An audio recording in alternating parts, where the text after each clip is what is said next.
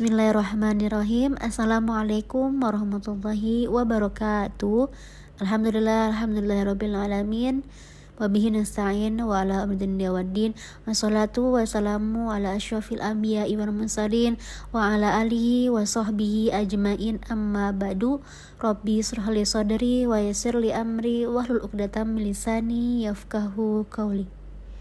Yang terhormat kepada Bapak Asep Rahmatullah selaku dosen mata kuliah Teknologi Informasi dan Komunikasi Pendidikan Agama Islam, dan yang terhormat kepada teman-teman kelas 6A sekalian. Baik, kami dari kelompok 7 yang akan memaparkan materi kami mengenai pembelajaran pendidikan Islam berbasis email, Instagram, YouTube, TikTok, dan Meetmaps.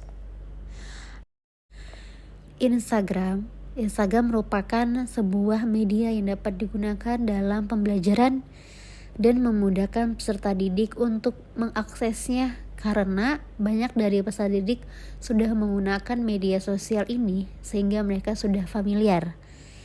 Implementasi media sosial Instagram dalam proses pembelajaran agama Islam ialah dengan cara pendidik menggugah sebuah konten materi agama Islam dalam bentuk gambar maupun video melalui Instastory, feed, maupun fitur lainnya yang disediakan Instagram.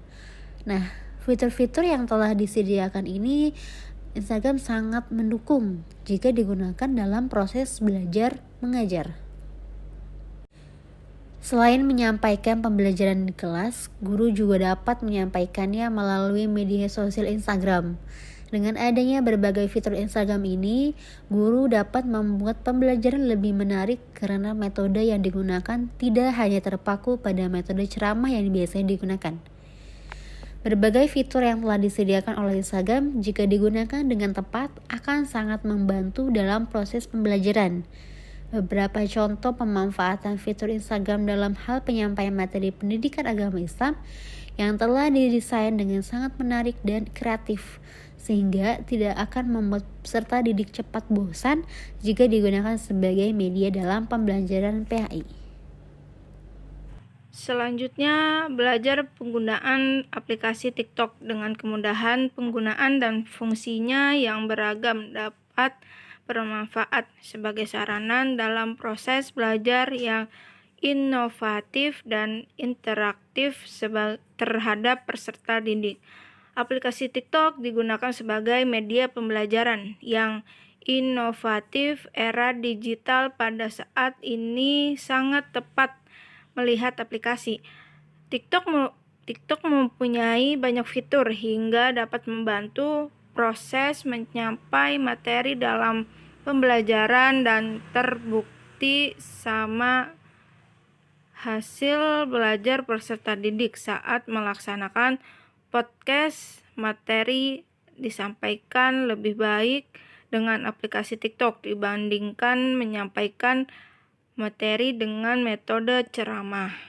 Belajar dengan menggunakan aplikasi YouTube. Pemilihan media YouTube merupakan salah satu media yang cocok dalam penerapan proses belajar mengajar. Adapun keuntungan guru di dalam penggunaan media YouTube adalah YouTube sebagai sumber instruksional yang baik, sebagai sumber alat motivasi mengajar yang dapat melibatkan peserta didik dan gaya belajar yang modern, sebagai sumber pembelajar yang gratis dalam pertimbangan anggaran pendidik melalui YouTube. Proses belajar mengajar online lebih praktis hanya dengan menyiapkan URL video di situs YouTube yang akan dipilih. Pengguna dapat menacon untuk ditampilkan di kelas.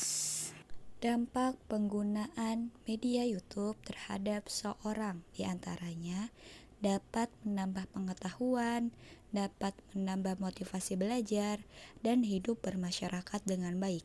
Akan tetapi, ketika media YouTube dipilih sebagai media pembelajaran, maka tugas guru adalah menjadi pembimbing dan benar-benar mengarahkan peserta didik untuk fokus ke dalam materi pembelajaran.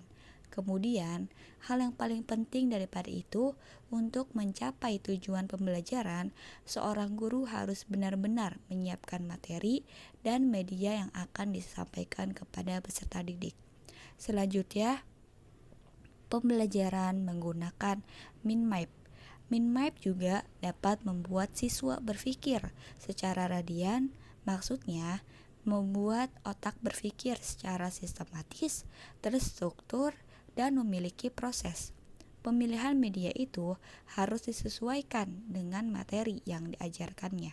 Salah satunya materi pendidikan Islam. Pendidikan Islam dapat menanamkan nilai-nilai keagamaan dan tujuannya untuk membentuk pribadi yang baik. Dengan media ini diharapkan dapat menjadi salah satu media alternatif yang dapat diterapkan untuk kemampuan pemecahan masalah dalam pembelajaran yang bermakna bagi siswa. Dengan menggunakan mind map yang terdiri dari unsur, warna, gambar, dan garis, ini merupakan stimulus yang menarik perhatian anak untuk melihatnya. Sehingga dari bagian-bagian yang telah dibuat siswa tersebut itu dapat merangsang siswa untuk fokus dan konsentrasi. Selanjutnya, pembelajaran menggunakan email. Banyak peserta didik, baik siswa maupun mahasiswa, yang menggunakan email sebagai salah satu media atau perantara mengirim tugas kepada pendidik, guru atau dosennya, maupun antar peserta didik itu sendiri. Adapun kelebihan dengan menggunakan email yaitu yang pertama, mudah karena menggunakan jaringan internet yang mengirim datanya. Yang kedua, cepat, tidak membutuhkan waktu yang lama. Yang ketiga, global, bisa digunakan oleh siapa saja, kapan saja, dan di mana saja, sebagai sarana komunikasi seluruh dunia. Yang keempat, yang terakhir, yaitu sebagai pesan multimedia yang dapat mengirim data bukan hanya teks saja, tetapi dapat berupa gambar, audio, dan video. Selanjutnya, pembelajaran menggunakan mind map. Mind map juga dapat membuat siswa berpikir secara radian. Maksudnya, membuat otak berpikir secara sistematis, terstruktur, dan memiliki proses. Pemilihan media itu harus disesuaikan dengan materi yang diajarkannya. Salah satunya materi pendidikan Islam.